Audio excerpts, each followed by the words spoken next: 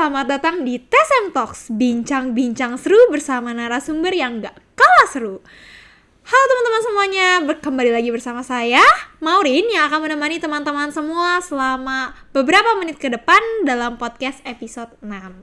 Nah, daripada berlama-lama lagi nih, langsung aja kali ya kita masuk ke topik hari ini mengenai EDC bersama narasumber kita, Nurul Mardatila. Oke, Kak Nurul.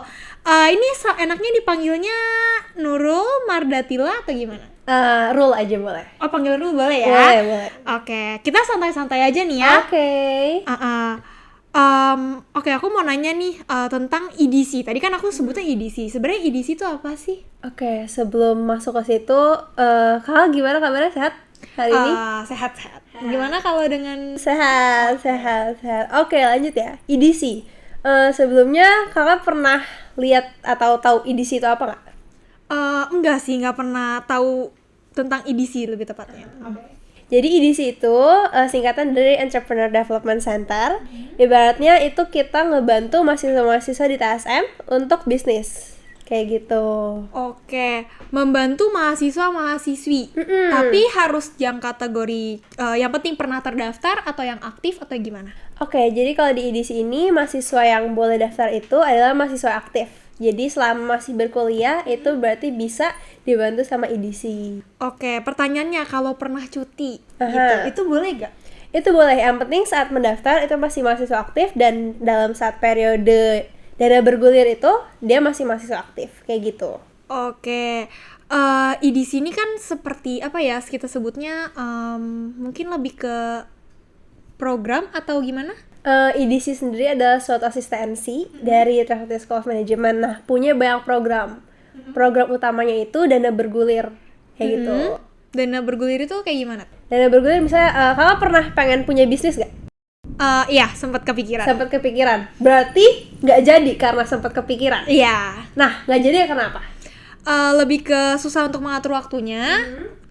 Terus lebih ke karena modal, keterbatasan. Oke. Jadi pasti ya, kita kan mahasiswa, pasti banyak banget kegiatannya, tugas dan lain-lain. Terus abis itu waktunya susah. Dan paling penting itu modal, ya nggak sih? Percuma kalau misalnya buat bisnis, ide bagus tapi modalnya nggak ada, terutama uang. Nah, itu yang di-provide sama EDC melalui dana bergulir. Kayak gitu. Okay. Jadi EDC ini membantu mahasiswa-mahasiswi aktif untuk menjadi seorang entrepreneur dengan menyediakan modal. Benar. Oke. Kayak gitu. Untuk asistensi EDC tadi yang disebutkan oleh Kak Nurul, itu kerjanya tuh ngapain sih gitu? Oke. Sebelum masuk ke situ, mau kasih tahu juga modalnya itu kan pasti bukan cuma uang doang, ya nggak sih? Kalau misalnya dikasih uang tapi nggak ada mentor, kan nanti uangnya bingung juga kan? Nah, di EDC itu dikasih uang juga, terus dikasih mentor juga. Jadi ada dosen pembimbingnya untuk ngebimbing mahasiswa kelompok ini. Jadi nanti misalnya kakak sama kelompok buat bisnis kan, dapat duit nih udah. Nah, kalau misalnya dapat duit pasti masih abu-abu banget dong. Nah, itu nanti ada dosen pendamping untuk mendampingi kakak bisnis selama 1 tahun full, kayak gitu. Terus kalau gitu asistensinya bertugasnya apa aja? Berarti kalau asistensi EDC ini pastinya ngebantu apapun yang dibutuhin sama si member EDC ini. Jadi kami menyebut orang-orang atau mahasiswa-mahasiswa TSM yang berusaha itu member EDC dibagi beberapa batch. Sekarang nih udah sampai batch 3, kayak gitu. Nah, tugasnya asisten itu dibagi jadi 2, ada yang bagian admin sama bagian desain. Aku di bagian desain, jadi nge-handle konten-konten di Instagram. Jadi teman-teman kalau bisa mau tahu info-info EDC bisa follow Instagram @edc_tsm. Nah, itu yang handle asisten EDC semuanya. Kalau misalnya admin, kira-kira ngapain nih? Kalau admin lebih ke ngurus tentang proses pengajuan modal? Iya gitu, lebih nge-data-datanya, main datanya. Main datanya, oke. Terus untuk bisa menjadi peserta EDC ini, kan tadi kamu bilang ada member ya. Nah, untuk bisa jadi peserta EDC ini harus ada syaratnya gitu nggak sih? Kayak misalnya harus berkuliah selama berapa semester, mahasiswa aktif angkatan tahun berapa gitu, ada gak? Oke, jadi kalau misalnya untuk jadi member EDC ini, yang penting syaratnya adalah mahasiswa aktif. Dan nggak ada syarat semester berapapun, kayak gitu. Jadi mau masuk dari semester 1, semester 2 itu boleh. Oke. Gitu. Waktu awal kakak pengen bikin bisnis itu kakak lagi di semester berapa? Atau sebelum kuliah?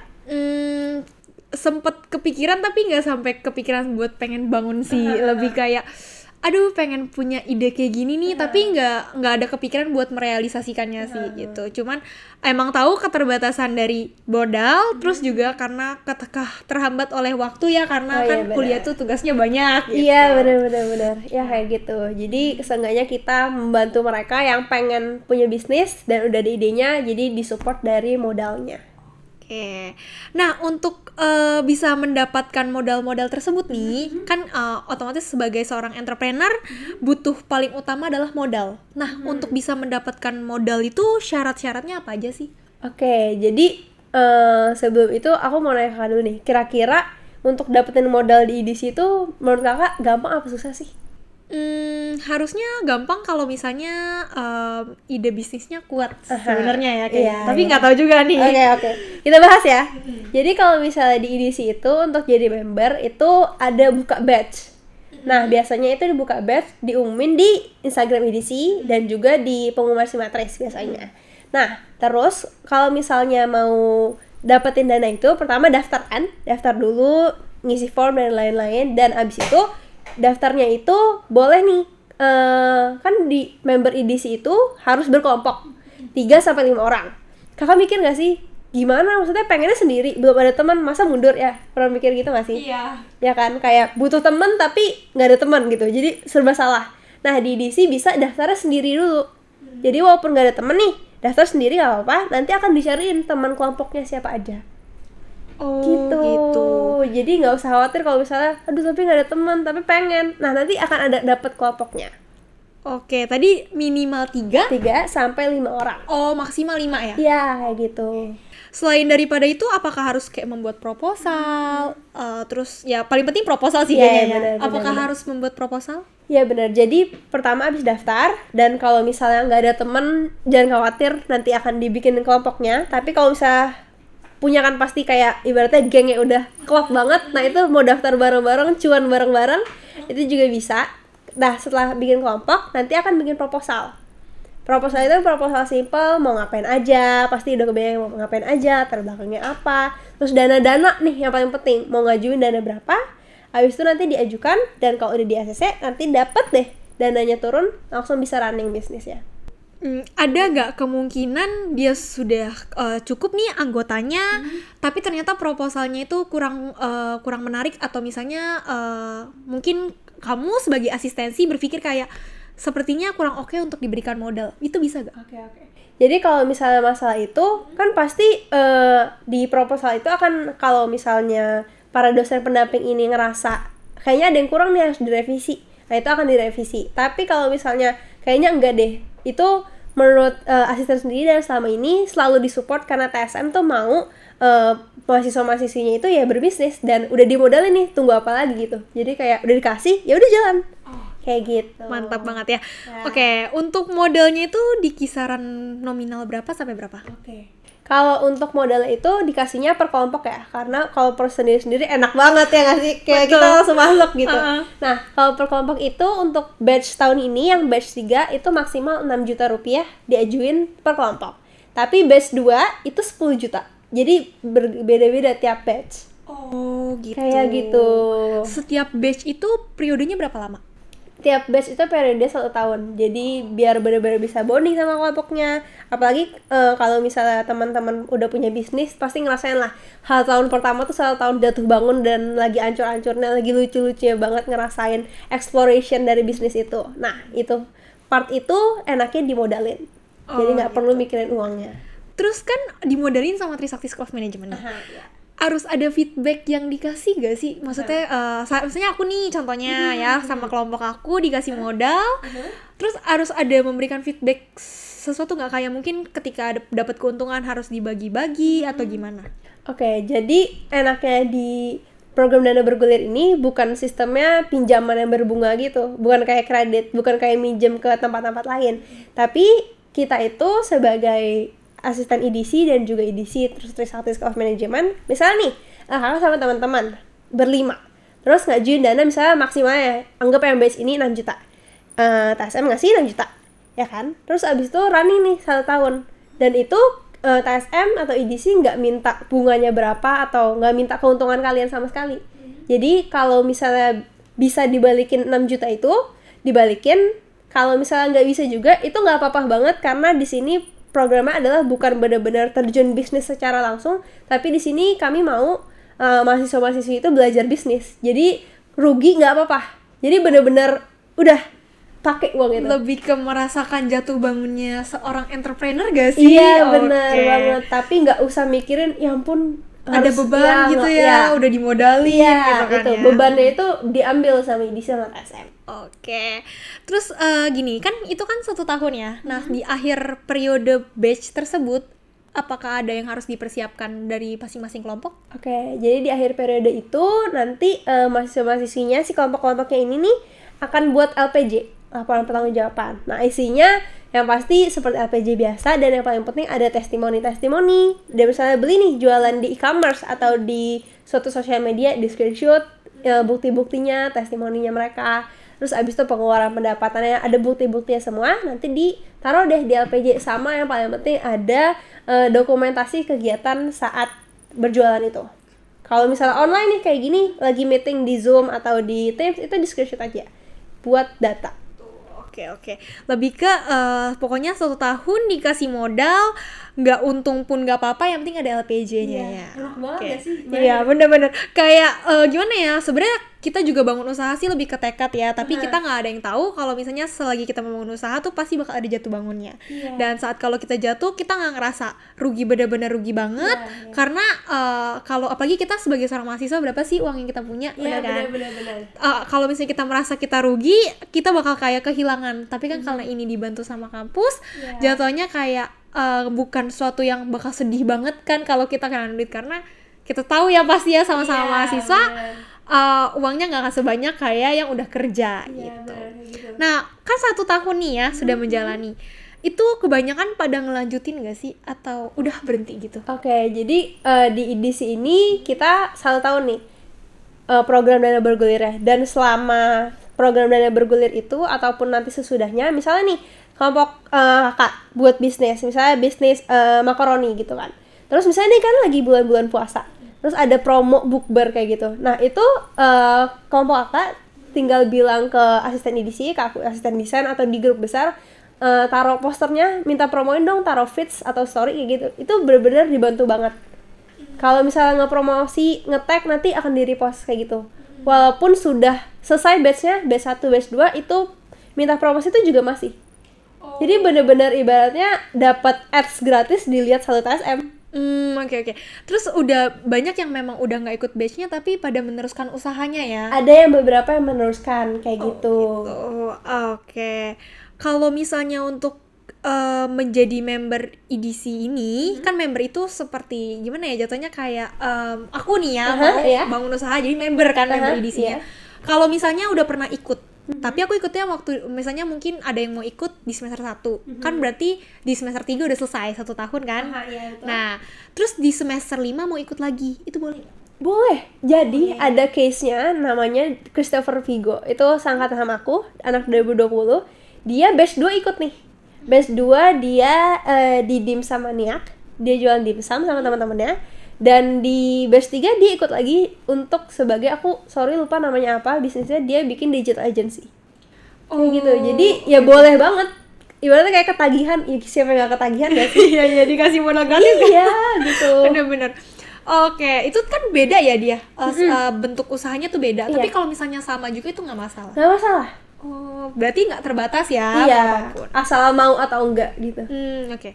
Selama aku bertanya dulu nih, Nurul udah menjadi asistensi EDC selama berapa lama? Selama berarti hampir 1 tahun. Hampir 1 tahun. Iya betul. Udah ngelewatin berapa batch tuh? Baru, jadi waktu pas EDC ini dari 2019 kan. Nah, aku itu sama teman-teman asisten EDC yang lainnya berempat. Ada aku, ada Ci Angel, ada Cinovi, sama Fresilia. Itu kami berempat yang handle EDC sama Bu Denta, dibantu Bu Denta. Itu angkatan pertama dari asistensi EDC. Oh, Gitu. Jadi kalau kakak humas berapa orang kira-kira? Lumayan banyak sih Nah, kita. ya kalau EDC berempat, dan itu asisten pertama. Waktu pas kami masuk itu selesai udah pertengahan akhir-akhir batch 2. Jadi batch 2 tuh udah kumpul-kumpul LPJ, dari proses mereka kumpul LPJ kayak gitu. Nah, sekarang sampai batch 3 udah dikasih dananya. Oke. Kayak gitu. Aku jadi penasaran nih, kira-kira ada berapa kelompok sih untuk di batch 3 ini? Oke, di batch 3 itu kira-kira ada 5 sampai 6 kelompok.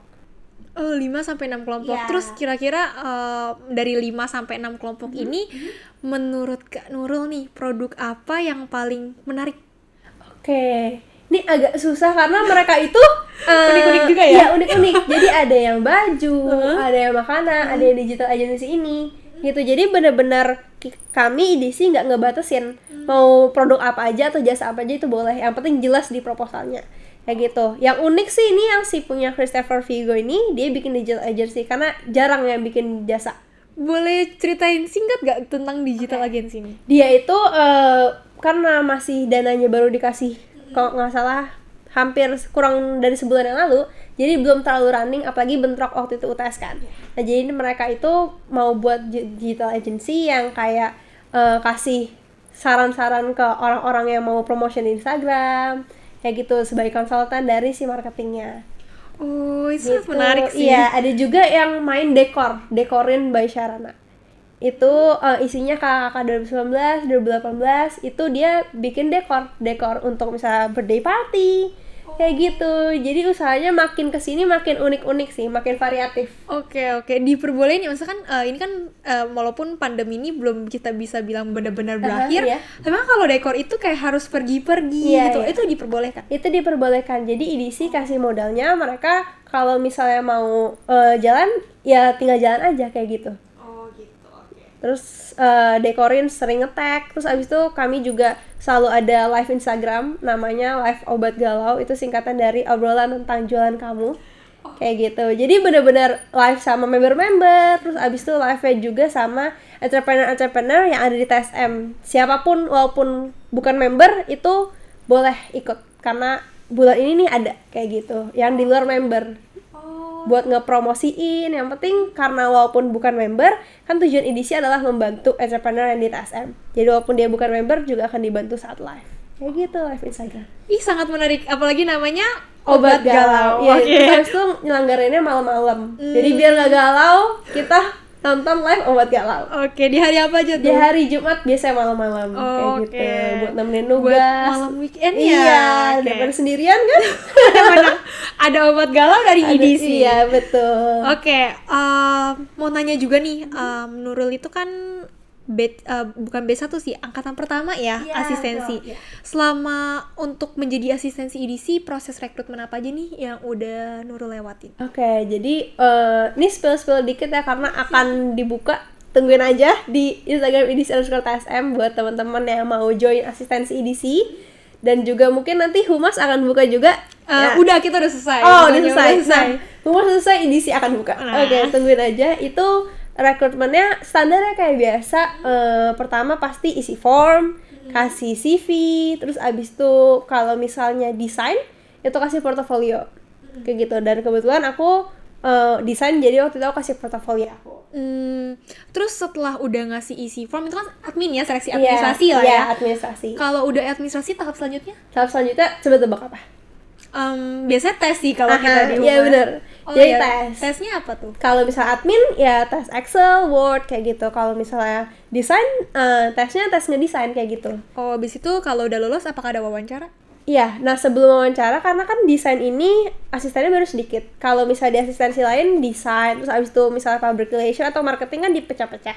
Tapi di edisi ini anaknya benar-benar pada multitasking banget, pada hebat-hebat banget asistennya. Jadi desainnya itu all in handle Instagram dan sosial media, dari mulai desain pokoknya A sampai Z.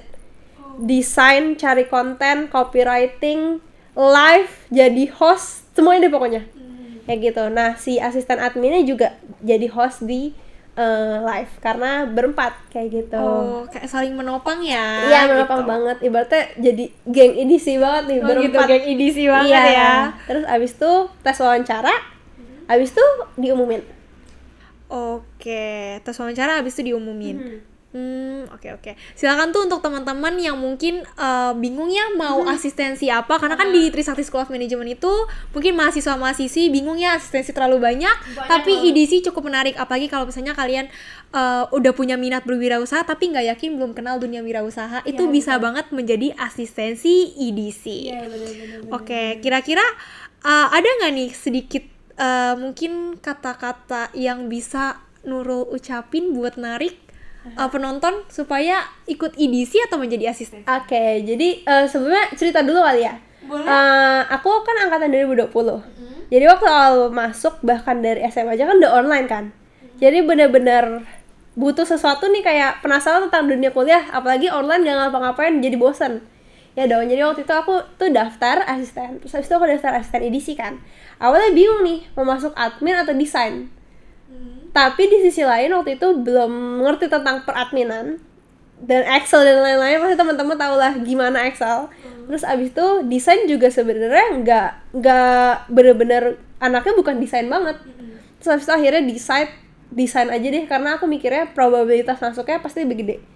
Karena orang-orang misalnya nih rekrutmen humas, lebih banyak yang masuk atau lebih banyak peminatnya admin atau desain? Lebih ke banyak yang admin sih. Iya kan?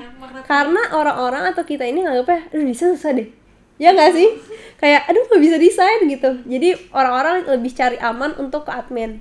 Nah, karena aku mikirnya kayaknya harus coba desain. Dan ternyata waktu itu ngedit di Canva, ngedit simple, terus abis itu lolos. Kayak gitu. Yang penting yakin aja sih. Oh, jadi kuncinya kalau dari Nurul adalah yang penting harus yakin. Dan yang pasti jangan yang setengah-setengah ya, tiba-tiba udah berasa mundur deh Iya, gitu ya. bener. Oke. Untuk teman-teman semuanya, kalau misalnya yang udah ada kepikiran mau asistensi tapi udah coba di beberapa asistensi yang udah dibuka tapi ternyata nggak diterima, coba di IDC, siapa tahu itu jodohnya. Betul. Iya betul, IDC menerima siapa tahu ya, ya kan. Kalau siapa tahu jodoh bisa menjadi wirausaha sekaligus asistensinya. Iya benar. Itu bisa gak sih kalau misalnya jadi Boleh. asistensi jadi wirausaha aja? Boleh. Oh, sangat menarik ya. Boleh, jadi boleh banget. Karena kan sebagai mahasiswa TSM juga berarti dibantu juga kan. Nah, itu boleh. Jadi bisa banget yang sambilan asistensi, sambilan memahami wirausaha. Siapa bisa juga nanti masuk jadi seorang entrepreneurnya, dimodalin oleh Trisakti School of Management. Baik, selesai sudah perbincangan kita bersama narasumber Kak Nurul yang sangat keren ini. Saya Maureen pamit undur diri dari TSM Talks kali ini. Sampai jumpa di episode selanjutnya. Stay safe and stay healthy. Bye-bye!